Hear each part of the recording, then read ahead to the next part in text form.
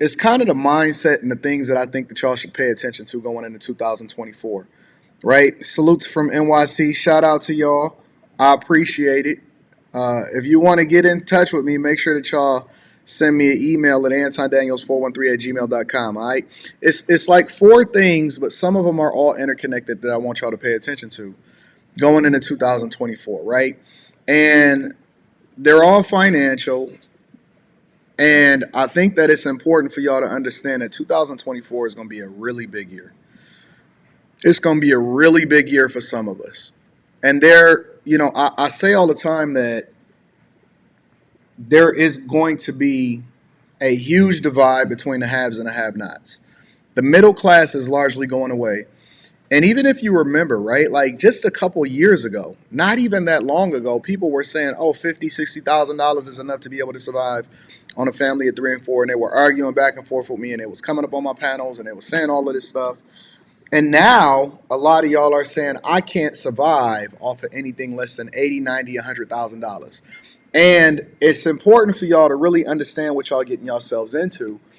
And so why be on the fence of just being okay when you can be extraordinary?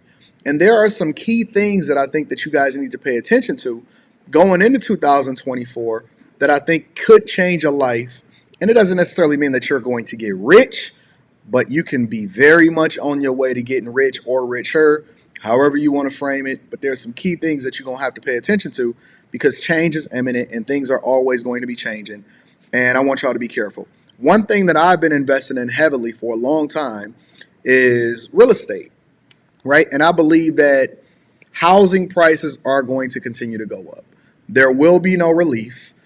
For those of you that are sitting on the sidelines that think that there will be relief as far as inflation or interest rates, it doesn't even matter, right? I think that interest rates have a chance to go down a couple of notches, but more importantly, I think that housing prices are going to continue to skyrocket because we already see that housing prices are remaining steady. And as a matter of fact, they've been going up. They've been growing, especially in certain markets. Opportunities, people are itching to buy, but at the same time, people are not itching to sell because most of the people that are selling or would sell their home to you in a normal market cannot afford or they don't want to actually go back into other interest rates. Now, there's a couple of different hacks that go along with that. Well, some of them are a little bit more simple, and I'll keep it surface level because I want to get to the other 3 points. But a lot of people are afraid to buy because they're saying that the interest rates are too high. Well, one thing that you have to understand is that you can always refinance. However, there are fees and additional fees that come along with refinancing. But people are still interested, and they will always be interested in purchasing homes. For those of you that are entrepreneurs, and I'm not necessarily telling you to run into the market, but just understand this and understand the market conditions, and that whatever it is that you do from a financial perspective or whatever it is that you invest in, look to fill a void in the marketplace. Right now, for me, what I'm investing in, and I'm going to really want to deep dive into this when we start to do these weekend live streams with the Patreon members and the bag chasers. Make sure y'all tap into the Patreon link is in the description. Is I'm going to break down my strategy, and my strategy is to fill the need or fill a void when it comes to affordable housing. My strategy has always been, and even when it comes to my tenants, I don't really raise the rent on them because I want long-term growth and I want long-term tenants. My real estate strategy has never been to make money from real estate. Right now, that's a longer-term view. And a lot of y'all bag chasers that understand the three-tiered system that I use for my investment strategies, you get that. And we'll go further into that inside of the Patreon. But I'm not looking to make money from real estate right now. I'm looking to fill a void because I can always monetize or I can always push my monetization. But my strategy always when it comes to business is to figure out how I can fill a need, fill a void, not necessarily get the most out of a product. So, with me purchasing land and going through the development process and learning and streamlining it, and then I'm now starting to get into multi-unit developments, even into apartments. Hopefully I can get into that and I can start that process in 2024 because I'm looking to purchase commercial real estate. I'm always looking to figure out how I can serve the most needed so that I'll always have the best business model going forward long term. A lot of people in real estate, they go through this boom and bust cycle. People get in and they start buying, starting to scale a whole bunch, or they get into hard money loans, or they get into a whole bunch of mortgages. And then when they have the downturn, or they have a problem where, they may have some evictions or a bunch of people that can't afford the property, or they have to have a bunch of carrying costs, and they have a down spike in the amount of money that they're making temporarily, or they have to have development costs, or somebody tear up their property, then you see them pulling their hair out, or they have to take out more loans, and they basically are taking on more risks. What I'm telling you is that home prices are going to continue to go up. And if you decide to invest in real estate, decide how you want to be an investor, because there's so many different ways to make money in real estate, but just keep that in mind. The second thing that I want to have a conversation about is that we're doing Stock Club inside of the Patreon.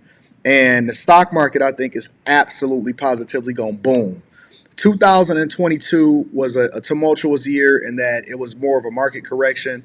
I think that 2023 has been phenomenal. My Rivian stock over the last month has been up 40%.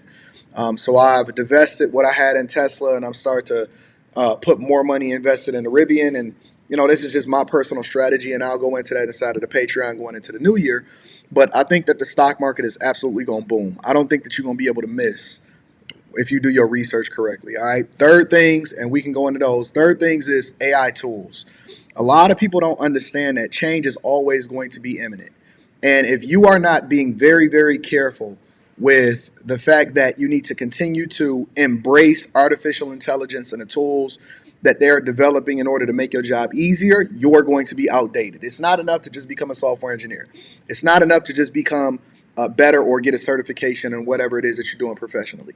You're going to have to continue to leverage these innovative tools in order to become even more efficient, even when it comes to a content creator, when it comes to your professional job, when it comes to your business. The people that are going to get left behind are the ones that don't have consistency and the ones that are not embracing technology.